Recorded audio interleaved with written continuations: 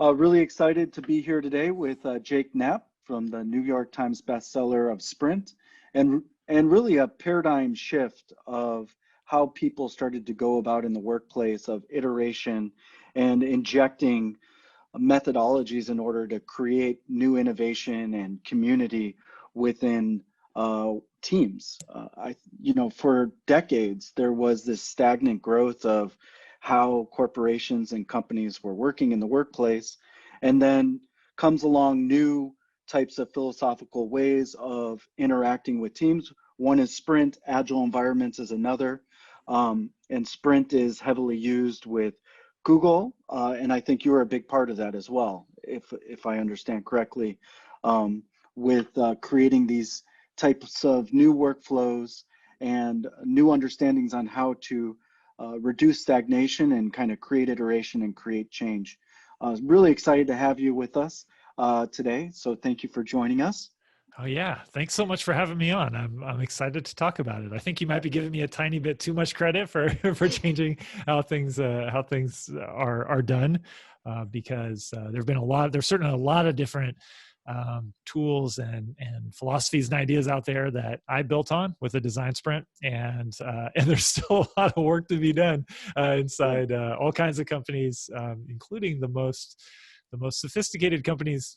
Still, a lot of the things that happen there are not very sophisticated. So we have a lot of work to do to make things smart, so that we do work on the most important work, on work that really matters. We get to focus on the things that we care about, and the reasons why we signed up to do our jobs. And that's sort of my mission, is to try to find ways to help folks unlock that. Yeah, And it's almost overwhelming because the way you lay it out is interesting, but then when you start thinking about it, you could take the same exact group, the same time frame, and depending on how you organize everything, you'll get entirely different results. Infinitely so. That's just, I mean, it's one of those like garden of forking paths, kind of your brain starts to blow up at the possibility. But the way you lay it out is fascinating, and a lot of it, I was seeing it's about vibes, like a lot of your writing, it seems like it's about vibes. It's almost like if you can focus one way or do something, then like you mentioned, you'll get more results from maybe the more introverted version individuals within the group versus the other stuff. So yeah, I'd be just curious to know how much of your time goes to sort of metacognition, sort of thinking about what kind of vibes you have in your own life personally and then in groups, or if you kind of put that aside and you just experiment and improvise. I'm a much less organized thinker than you would think. Like, if you're inside my head, a lot of what happens in the design sprint is driven on me being like a very flawed person, and I get aggravated easily by group conversations. I have very short attention span, and so when I'm doing my own work, there are all kinds of problems. I can get quite an ego about my ideas. If I have an idea, I get really excited about it, and I want to talk everybody into it. And I've just been working for long enough to have tripped up on those things, to have had an idea that I pitched everybody on, and I railed and worked all the politics to get them to do it. And then I realized months later it's actually not a very good idea when it's too late. And we should have considered more ideas in the first place, or I should have been a bit more diligent in the way I approach things at the beginning of the project. And at the same time, like many people, I've been in meetings and felt like, my God, like, this is so annoying. Why are we spending time on this? So why, I've looked back at the end of a week and thought, what happened this week? I was just bouncing from meeting to meeting. I was just answering email all the time. I didn't really do anything on the most important work, and after all of those things kind of piling up, my own mistakes, and then what seemed like stupid defaults that existed inside companies where I was working. Not because the companies are stupid, not because people are stupid. It's just we don't often have the opportunity to design the way we work. And I realized, well, at the beginning moments of projects, it's extremely important for what's going to happen. You're going to have maybe 10 people, maybe 100 people, maybe 1,000 people working on this thing for Right. months or years. You know, we're going to spend a lot of time, a lot of money doing this thing. But that beginning moment, it's certainly important enough to consider doing things differently, to consider taking 1 week and running a recipe instead of chaos, which is what usually happens. And so the design sprint became that recipe for starting off. And it's the design sprint is a sort of a checklist for how to run that week. And it's one big focal point for each day. Monday, you make a map of the project, the problem space, figure out what's the most important part we're going to focus on for the rest of the week. Who's our most crucial customer type? We're going to recruit 5 of those customers to come in on Friday. So now we've got a deadline. So we not only focus this week, but we've got a very concrete deadline. We're going to need to show something to strangers at the end of this week. And then on Tuesday, we come up with competing solutions, and each person coming up with their own, working quietly. Wednesday, we decide among those which are the strongest. Thursday, we prototype a realistic version of those winning solutions. And on Friday, we're running a simulation by showing these prototypes, realistic prototypes, to these 5 target customers who we've carefully recruited during the course of the week, one at a time.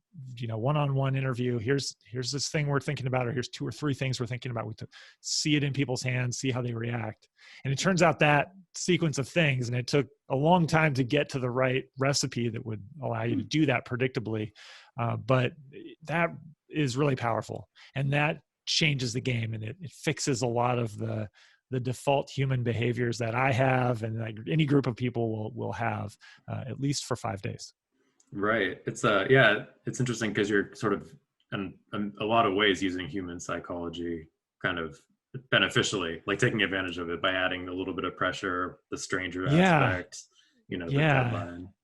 And a lot of that stuff came by, sort of running these over and over again, and some of the small things, like, you mentioned, how do you help an introvert to be able to participate to the fullest extent?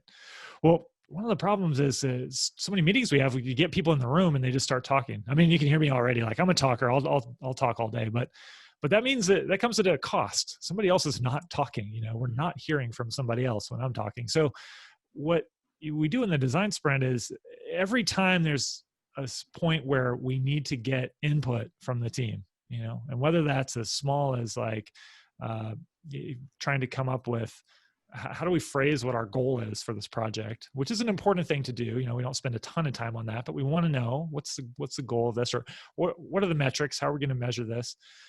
Or something as detailed as like, what should the solution for this thing look like?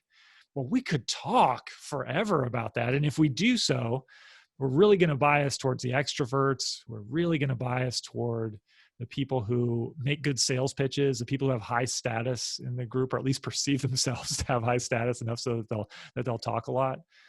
We really bias towards people who function in, like, the way their brain functions is kind of fast. Like they're sometimes I'm the kind of person who needs a lot of time to think before I have anything of any quality. It's going to take me time, quiet time. If I have to listen to other people talk and try to formulate what I'm doing at the same time, nothing's going to come out.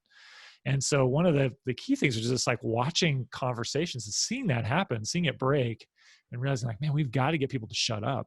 And then when you say, like, let's try this, get everybody to shut up for a second, because I'm getting aggravated, and just write down on paper what you think we ought to do. And then we'll go around the room and we'll just one at a time take those things out. Well, that's so powerful. Once you do that, it changes the game. The quality of the conversation goes up because nobody's stressed about, shouting out over everybody else. You have time, feel like you have time to think. You're going to get the chance to say your piece. You don't have to negotiate with other people and try to convince other people as you're doing it. A lot of powerful things happen, but a lot of this stuff evolved not really because I have a super sophisticated understanding of psychology. I mean, I've read some books, but I'm not a genius about it. It's just watching what goes on and then saying, like, God, how can I make this better?